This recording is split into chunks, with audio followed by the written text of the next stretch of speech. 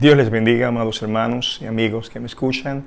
Primero, deseándole feliz Día de las Madres a aquellas personas que lo celebran en diferentes países. Acá en República Dominicana no ha llegado el tiempo, pero a todos los que viven en Estados Unidos, por ejemplo, Puerto Rico, en otros lugares, les deseamos que pasen un feliz Día de las Madres.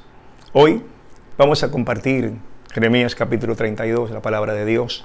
Vamos a hablar del Dios de lo imposible. Jeremías fue ese profeta que fue el último antes de la caída de Israel como nación, la nación que por sus pecados, su idolatría, sería llevada cautivo a tierra de Babilonia.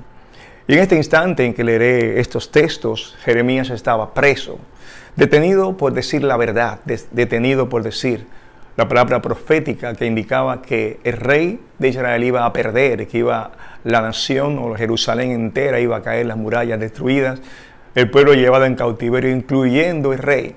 Pero el rey le gustaba escuchar profetas y gente que le hablaran cosas positivas, que le hablaran palabras de esperanza, aunque fueran mentiras. Sin embargo, el profeta, el único profeta de Dios, Jeremías, decía la verdad. Dios iba a castigar a la nación por su pecado y por esa razón estaba preso. A veces queremos solo escuchar lo que nos gusta, no queremos que nadie nos corrija. Es la forma en que el hombre piensa. Y sin embargo, precisamente por eso chocamos contra la verdad cuando Dios tiene que corregir nuestras vidas. Así pues, él profetiza lo que le pasaría a la nación de Israel. Él sabía que la nación de Israel, porque Dios lo había revelado, estaría 70 años presos. Ahora bien, la profecía es una de las formas en que Dios demuestra su poder. Es una de las formas en que nosotros nos convencemos que la Biblia no es palabra de hombres. Cuando usted estudia las profecías se dará cuenta que en el Antiguo Testamento hay más de 100 profecías solamente de Jesús, que decían dónde iban a nacer, decían de su persecución, decían a dónde irían sus padres, decían incluso qué pasaría en la cruz, hablaba de su resurrección. La palabra de Dios es palabra poderosa. Pero hay también profecías sobre naciones, sobre países, que se han cumplido tan bien al pie de la letra. Nosotros cuando leemos las Escrituras sabemos que no se trata de que a alguien se le ocurrió escribir un libro bonito. Sabemos que Dios ha revelado al hombre lo que le va a suceder. Sabemos que Dios conoce los tiempos y sabemos que esta palabra nos da esperanza y nos da vida. Por ejemplo, en Daniel capítulo 2 es interesante como Dios, en aquella revelación que tuvo el rey de Babilonia, ya Daniel cautivo luego de esta historia de Jeremías, donde el rey, el emperador, vamos a decir, Nabucodonosor, ve aquella estatua con cabeza de oro, hombros de plata, la parte del estómago, vamos a decir, de bronce, piernas de hierro y al final sus pies de hierro mezclado con barro.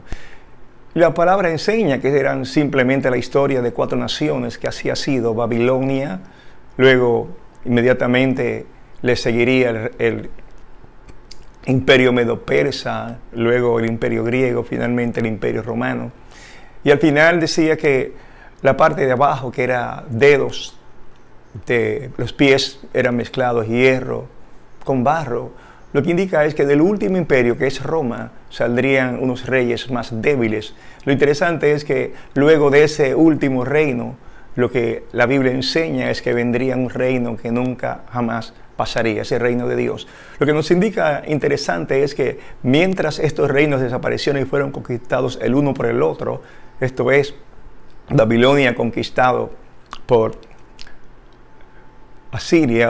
Babilonia conquistado por el imperio medo-persa, y luego el imperio medo-persa conquistado por el imperio griego, y luego el imperio griego conquistado por el imperio romano. Sin embargo, nadie conquista el imperio romano, sino que vendrá el reino de Dios. Lo interesante es que cuando miramos, Roma no fue conquistado en una forma de que alguien vino y la destruyó, sino que Roma fue poco a poco perdiendo la capacidad de administrar todos sus territorios, de tal manera que los bárbaros invadieron esa zona, y lo que es hoy día Europa es lo que queda de la Roma que se fue expandiendo.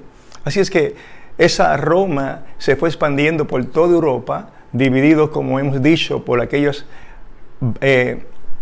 bárbaros que se fueron entrando y fueron tomando posiciones, y hoy día es lo que tenemos. Tenemos pues un país, como decía las Escrituras, completamente junto, pero no logran conectarse como no puede unirse el barro con el hierro, pero además de eso nos damos cuenta que tienen diferentes costumbres, diferentes idiomas y nunca son una unidad, aunque puedan decir que tienen un común motivo, o podemos decir mercado común europeo, Europa unida, pero en realidad tienen diferentes idiomas y costumbres, nunca son una sola cosa como la Biblia dice que habría de ser.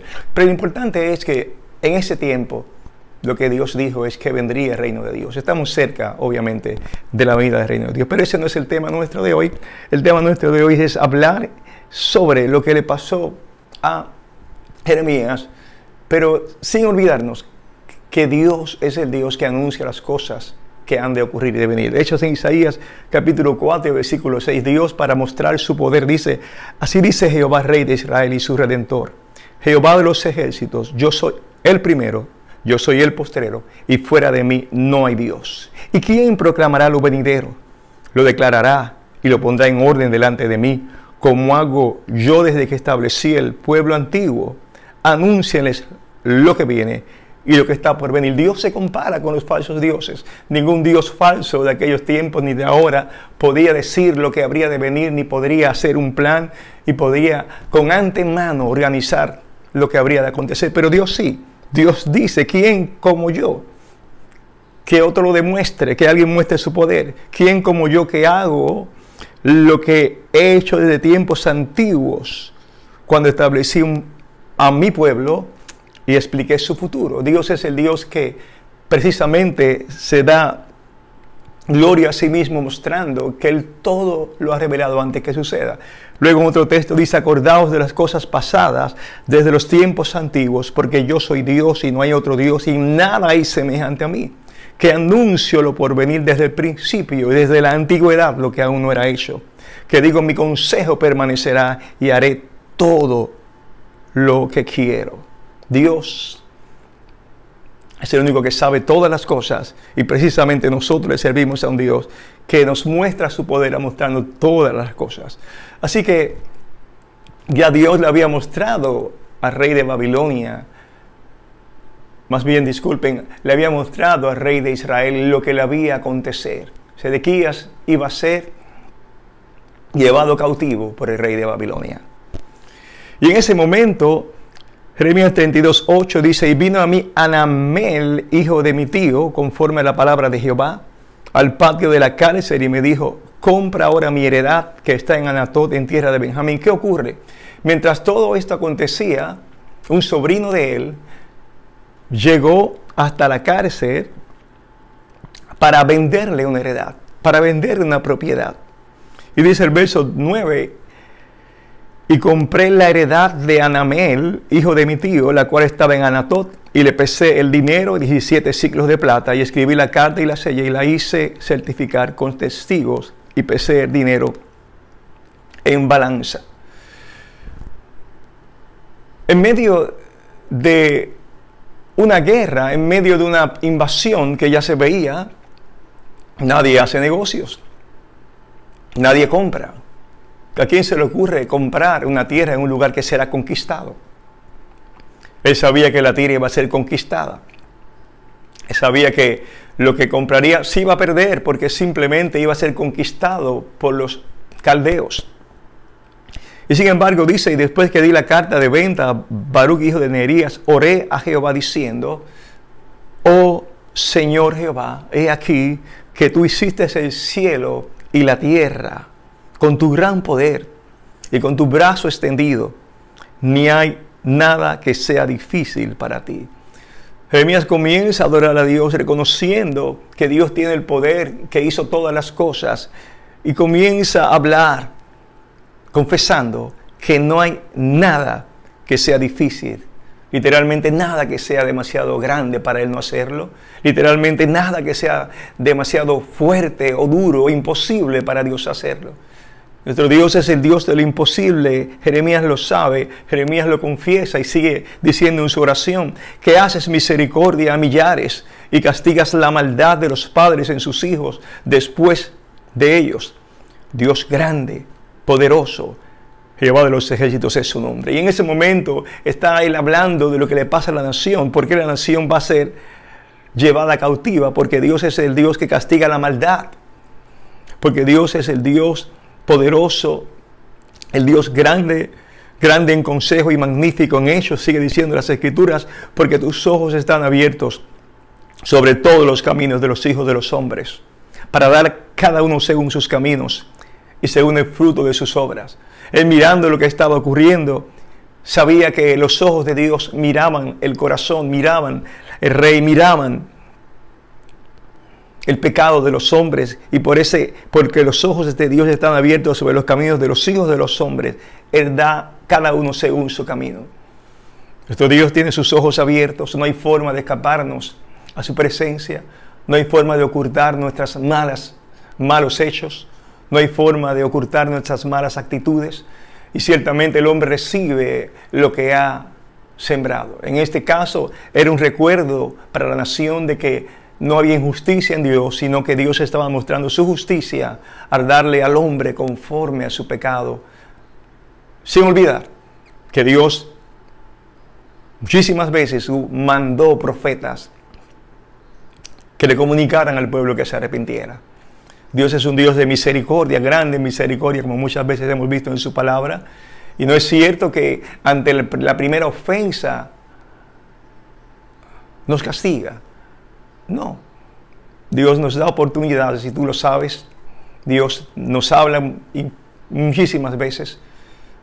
Y al final tiene que sacudirnos cuando hemos decidido no escuchar su voz. Así es que Él en esta alabanza recuerda lo que está pasando. Le recuerda al pueblo lo que estaba pasando. Él sabe que Dios tiene control de todo.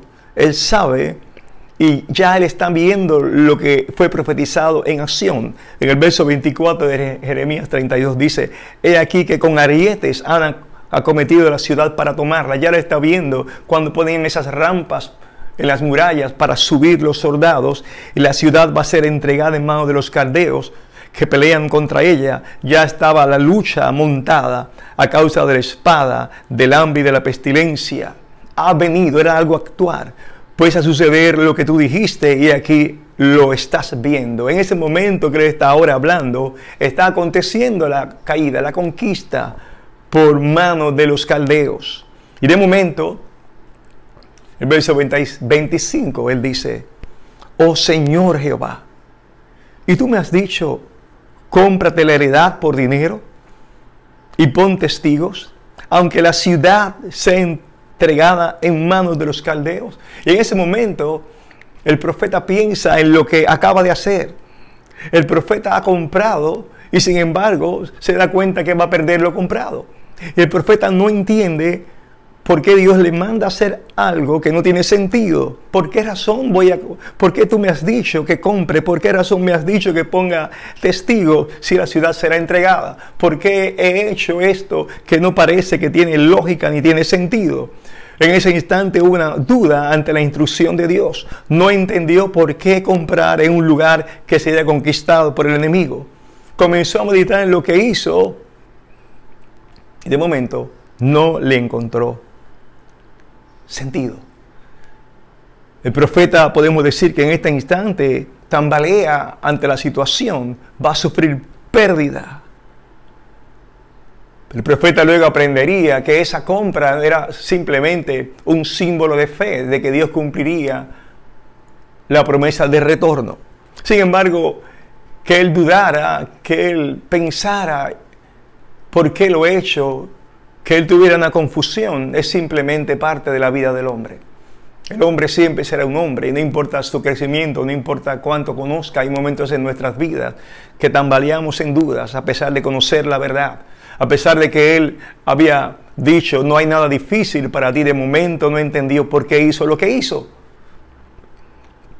Quizás él pensaba que al comprar la propiedad Dios iba por un tiempo a detener lo que había dicho sobre la nación. Quizás él tuvo esperanza cuando compró esa propiedad de que Dios cambiaría sus planes o retrasaría lo que había de acontecer. Y no entendió. Pensamos en el Nuevo Testamento cuando Juan el Bautista, luego de haber visto descender el Espíritu Santo en forma de paloma sobre Jesús, luego de declarar que Jesús es el Cordero de Dios que quita el pecado del mundo, luego de que él fue el precursor de Jesús, luego de testificar sobre Jesús y oyó la voz de Dios: este es mi hijo amado en quien tengo contentamiento. A pesar de todas esas cosas, a pesar de él entender que Jesús era el Mesías, en un momento de su vida preso, manda a sus discípulos a preguntarle a Jesús si él era el que había de esperar. Y dice así en Lucas 7:19, y dice que envió a Jesús para preguntarle: ¿eres tú el que había de venir o esperaremos a otro? Cuando pues los hombres vinieron a él, dijeron: a Juan el Bautista nos ha enviado a ti para preguntarte: ¿eres tú el que había de venir o esperaremos a otro? Así es que este hombre de fe, este hombre que Dios utilizó, el mayor de los profetas, dice las Escrituras, el último de los grandes profetas, las dudas le rodearon en un momento de su vida. Se confundió.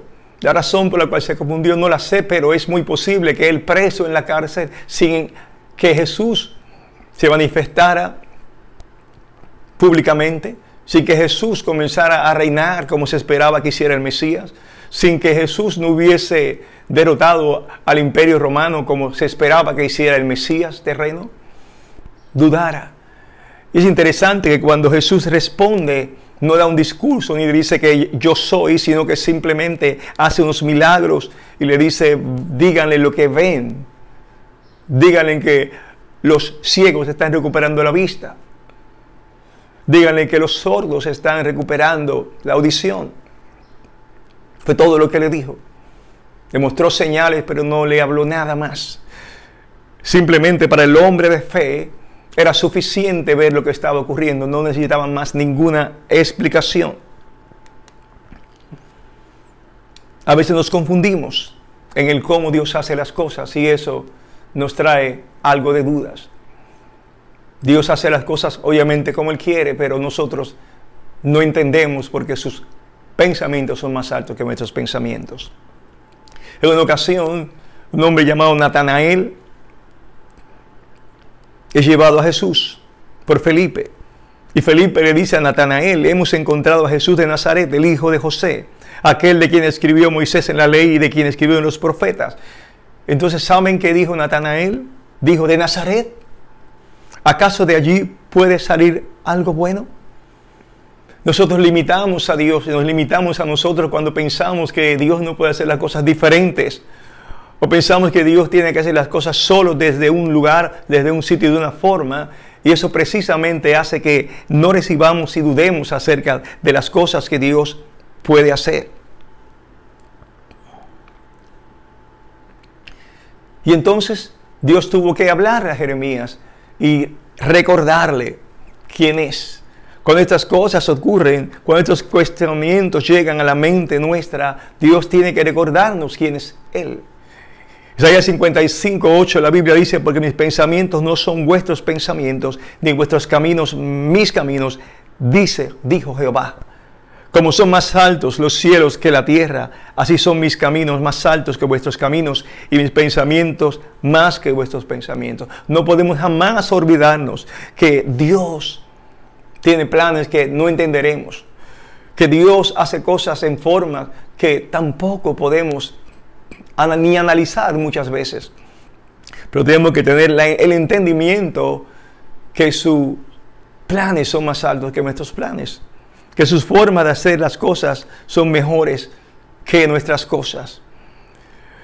Y volvemos otra vez a Jeremías. ¿Qué Dios le contesta a Jeremías en ese cuestionamiento? ¿Por qué estoy comprando cuando están invadiendo? ¿Cuál es la razón? ¿Cuál es el motivo? Y vino palabra de Jehová a Jeremías diciendo: he aquí que yo soy Jehová, Dios de toda carne. ¿Habrá algo que sea difícil para mí? Lo primero es que Dios establece y le recuerda a Jeremías quién es. Yo soy Jehová, yo soy el que soy. Yo soy el Dios que reina, no te olvides. Y soy el Dios de toda carne. No solo soy tu Dios, sino soy el Dios de toda la creación, de toda Babilonia, de todo justo o injusto, Todo el que vive sobre la faz de la tierra, yo le he dado espíritu y le he dado vida. Así es que no es solamente que yo, Jeremías, trato contigo, sino que yo reino aún sobre el rey de Babilonia y reino sobre la voluntad de los hombres y reino sobre todo lo que hay sobre la faz de la tierra. No te olvides, Jeremías. Y luego le dices a Jeremías, ¿habrá algo difícil para mí? Le pregunta al mismo Jeremías, aquel Jeremías que antes había confesado que para Dios no había nada imposible. Ahora Dios le retorna la pregunta a él para que pueda pensar y le dice, ¿habrá algo difícil para mí? La idea era que él reflexionara y se afirmara en lo que sabía. Porque a veces, a pesar de que sabemos las cosas, nos hace falta que Dios nos las recuerde. A veces, a pesar de que decimos las cosas con la boca, no lo vivimos. Decimos que Dios está con nosotros, pero ante el primer peligro salimos corriendo. Decimos que Dios nos va a guardar, que Dios nos va a ayudar, pero ante la primera dificultad buscamos ayuda en el hombre. Buscamos soluciones. Decimos que no tenemos temor, pero ante la primera ocasión en que sentimos que quizás nos enfermamos, nos llenamos de miedo. Dios tiene que recordarnos las cosas. Dios nos hace preguntas, es interesante. Ese método de Dios es tan importante porque es un método para que salga de tu corazón la respuesta. Por ejemplo, leemos en Génesis la historia de cómo Dios trató de reconciliar a Adán en su pecado. Génesis 3:9 dice, mas Jehová, Dios llamó al hombre y le dijo, ¿dónde estás tú? ¿Acaso Dios no sabía dónde estaba Adán? Claro que lo sabía. Luego le siguió preguntando y le dijo, ¿quién te enseñó que estabas desnudo? ¿Acaso Dios no lo sabía? Claro que lo sabía. Luego le preguntó, ¿qué es lo que has hecho? Le dijo a la mujer. En las preguntas es como si Dios no supiera, pero Dios lo sabe todo. Las preguntas simplemente eran para que ellos se autoevaluaran. A veces Dios no nos explica las cosas, pero nos pone en situaciones para que usted mismo se examine en su corazón y vea si está en la fe y está actuando conforme a como Dios debe ser honrado. Dios no nos ha dado un discurso de su grandeza, pero cuando la Biblia habla de que miramos a los cielos, Salmo 8:3 dice, cuando veo tus cielos, obra de tus dedos, la luna y las estrellas que tú formaste, digo, ¿qué es el hombre para que tengas de él memoria? El Hijo del Hombre para que lo visites. Dice las Escrituras, porque las cosas invisibles de Él, su eterno poder y deidad, se hacen claramente visibles desde la creación del mundo, siendo entendidas por medio de las cosas hechas, de modo que no tienen excusa.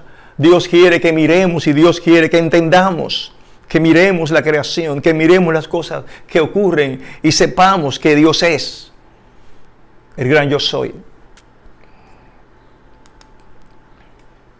En ese diálogo, Dios nos quiere confrontar con la verdad.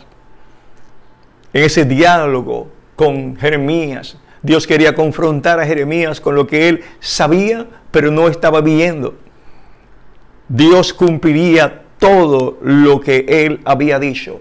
Y luego sigue diciéndole a Jeremías, por tanto, así ha dicho Jehová, he aquí, voy a entregar esta ciudad en manos de los caldeos, en manos de Nabucodonosor, rey de Babilonia, y la tomará.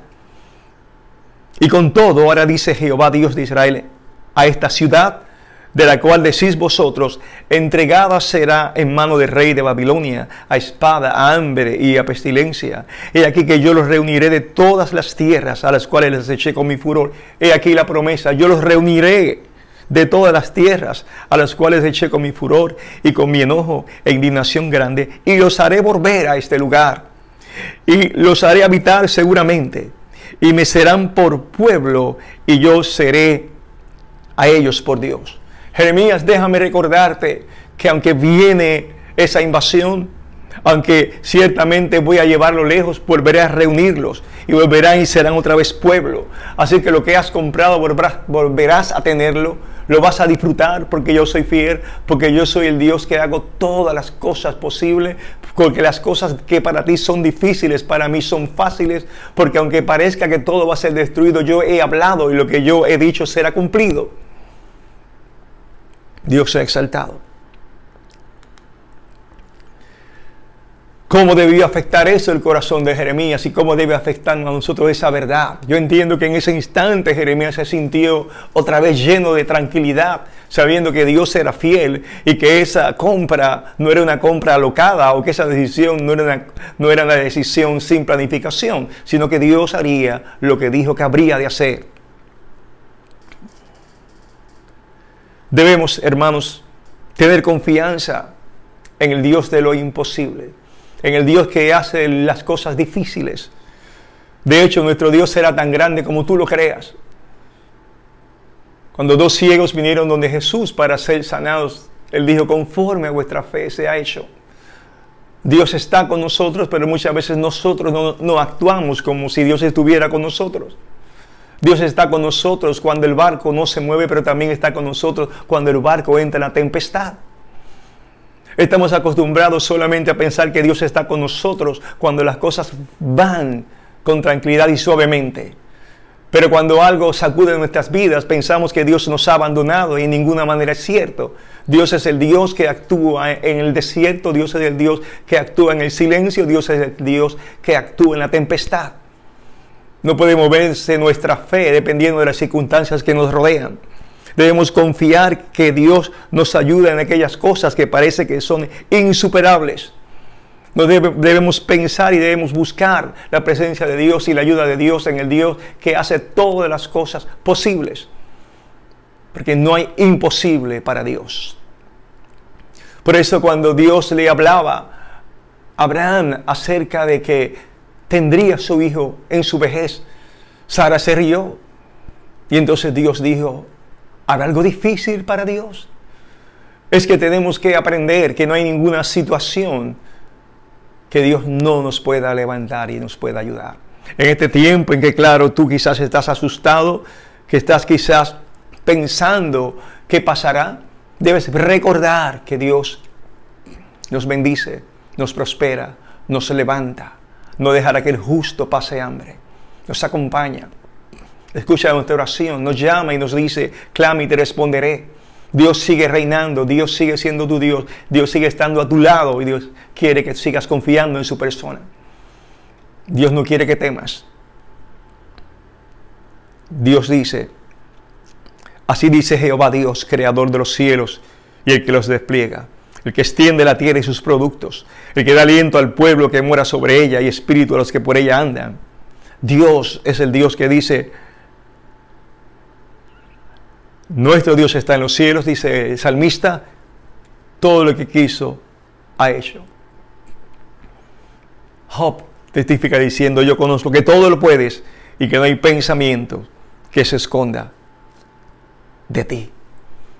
Creamos que en medio de esta circunstancia Dios todo lo puede. Creamos que aquello que parecía imposible siempre será posible para Dios. Finalizo con estos textos. Cuando los discípulos estaban un poco incrédulos ante pensar cómo pudiera ser salvo un hombre cuya esperanza estaba en las riquezas, Jesús le dice en Mateo 19:26: y mirándolos Jesús les dijo: para los hombres esto es imposible, mas para Dios todo es posible.